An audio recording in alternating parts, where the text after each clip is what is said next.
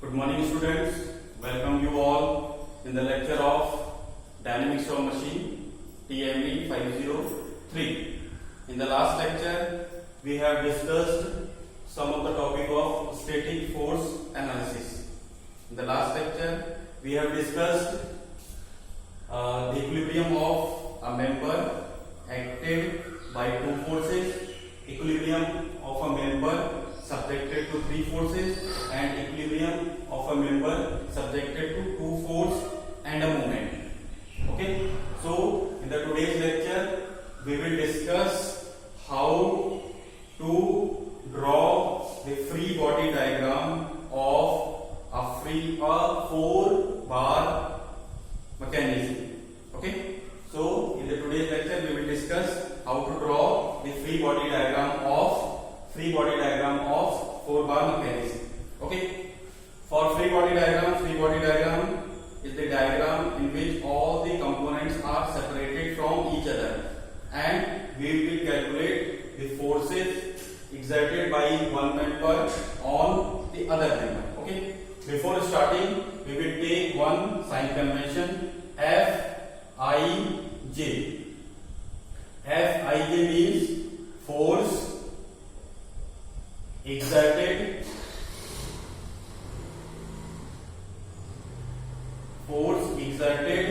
by member I on member J. Force exerted by the member I on the member J. Let's say F, we are taking F12. F12 means force exerted by the member 1 on the member 2. Force exerted by the member 1 on the member 2. Okay, so we are taking a 4-bar mechanism. In 4-bar mechanism we have 4 members, and this 4-bar mechanism is in static equilibrium. So if the mechanism is in static equilibrium, then each and every component will be in static equilibrium. Only then the whole mechanism is in static equilibrium. So we are taking one 4-bar mechanism. One 4-bar mechanism. Sign convention will be like that: Fij, force exerted by the member I on the member J. So we are taking a 4-bar mechanism like that. Then we will draw the free body diagram of this mechanism. Okay, so we have taken a 4-bar mechanism. Here the supports 4-bar mechanism. We have taken 4-bar mechanism, member 1, member 2, member 3, member 4, again member 1, and we have some conditions like member, let's say A, B, C, D. Member AB is having an external torque T, and there is one more force is acting on the member 4. Let's say external force Fz. This one is the 4-bar mechanism, and we have to draw the free body diagram of this mechanism. Free body diagram means we have to separate member 2, member 3, and member 4. Okay, if we are going to separate member 2, the whole mechanism is in static equilibrium.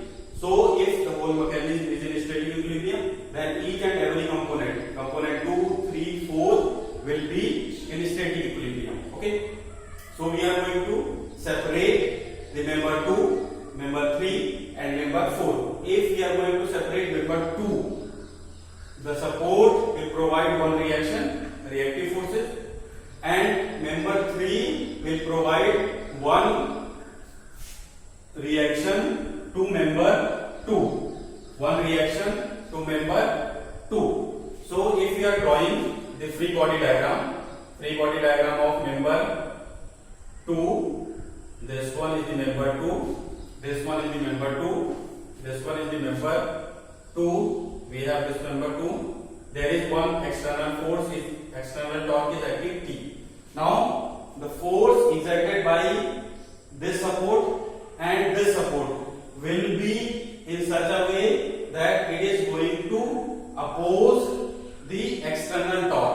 previous case which we have discussed, a member in equilibrium by the action of a torque and two forces. One force will come from member 3 and one force will come from member 1 in such a way that it is going to oppose the torque T. So the force will act, the torque is in clockwise direction, then moment produced by this one and this one will be in anti-clockwise direction. So the force will act like that, F force by member 3 on the member 2, and parallel, equal and opposite forces parallel. This force will be equal to F by the member 1 on the member 2. Separated by a distance, let's say this is the distance h. In the numerical part, we can calculate the value of h. So we have a member, this member 2. Member 2 is in equilibrium under the action of two forces and a torque. Okay, so here we can write F12 multiplied by h equal to F32 multiplied by h equal to T, where T is the external torque. If we have, geographically we have the value of h, torque T is given, we can calculate the value of F32 and which is equal to F12. Clear? So we can calculate the value of F12, F32 by drawing the free body diagram and taking the static equilibrium condition in which the third condition in which member is in equilibrium under the action of two forces and a torque. Okay, this one is the free body diagram of member 2. Member 2. Now we have member 3. Okay, member 3. This one is the now we are drawing here member 3. Member 3 is like that. Member 3 is like that. Member 3 is like that. So here we have force in this direction. Now member 3 is subjected to two forces. One reaction will come from here and one reaction will come from here. So the member 3 is in static equilibrium under the action of two forces. Okay, one force here, then the other force will be equal and opposite to this force. Member 3 is provided, member 3 is exerting a force on the member 2 in this direction. So the member 2 will exert a force same, equal and opposite in the opposite direction. So the opposite direction force will be equal to this one. This one will be equal to F force by the member 2 on the member 3, which is equal to F32 because both forces are equal and opposite. Now the member 3 is in static equilibrium. Member 3 is in static equilibrium under the action of two forces. So the second force will be equal and opposite to this force. This force will be equal to F exerted by member 4 on the member 3. F43. And these two forces will be equal. F23 equal to F43. F23 is equal to F43. We have already, if we have the value of F, we have the value of F12, F32. F32 is equal to F23 and F23 is equal to F43. So we can calculate this force, this force, this force, this force if we have geometrically the value of H. Okay. Now for the member 4. So we can observe from the diagram that one reaction will come from here, one reaction will come from here, and we have external force F. So the member 4 is in static equilibrium under the action of three forces. The condition for three forces to be equilibrium, all the forces should pass through a single point, and the resultant of all the three forces should be 0. So we have this one is the member 4. This one is the member 4. Member force, the force from this point, we have the value of this one and direction this one. We have the direction of this force and we have the magnitude of this force, which we have calculated from here. So this force equal this point F34 will be equal and opposite to F34 because both we have connection here. If one force is in this direction exerted by member 4 on the member 3, then force exerted by the member 3 to 4 is equal and opposite. Newton's third law. Every action has equal and opposite reaction. And we have one external force here. And we have one external force here. Okay. So now we require the direction.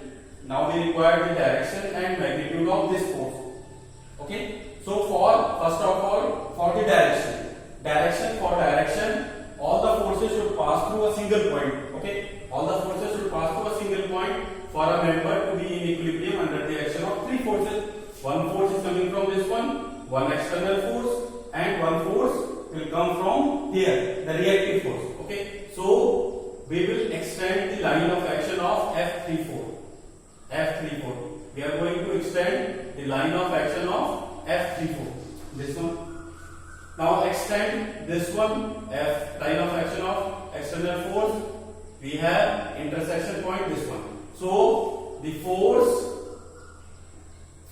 exerted at this point will pass through this one because the member is in steady equilibrium under the action of three forces. So connect this one to this part, point 1.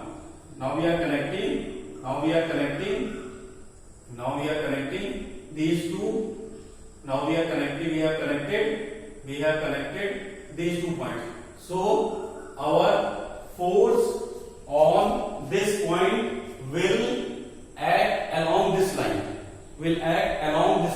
But we don't know it is acting downward direction or it is acting in the upward direction. But this should be the line of action of the reactive force which is acting at point D. Okay. Now we have the direction. For calculating the magnitude, we have to the resultant of these three forces. This force will be F14. Force exerted by the member 1 on the member 4. F14. So the member is in equilibrium.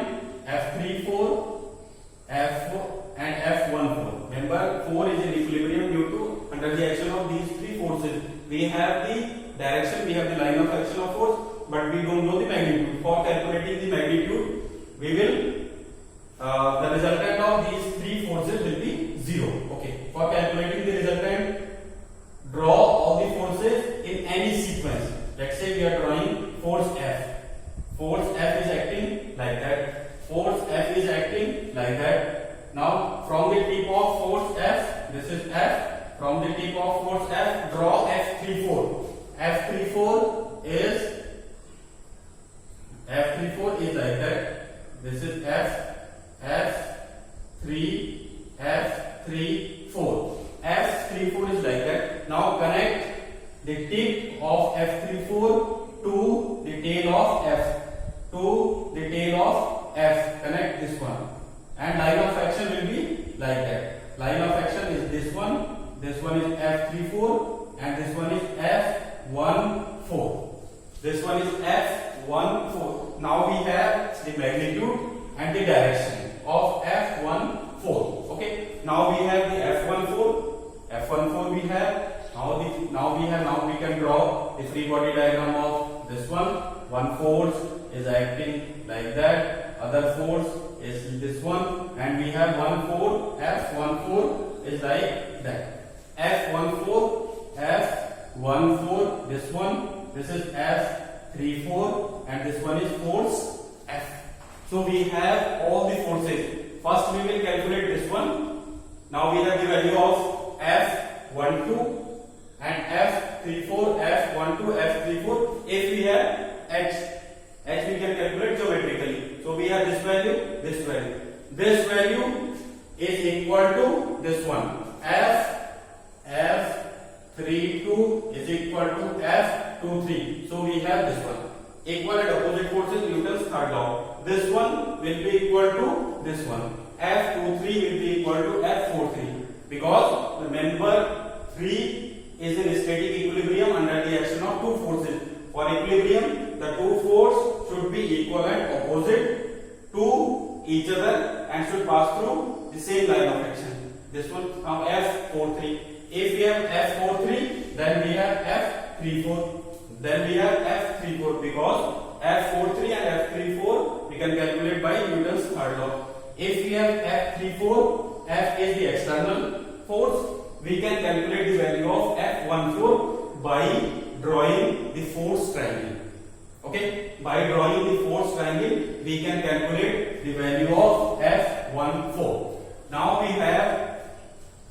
we have the free body diagram of the 4-bar mechanism.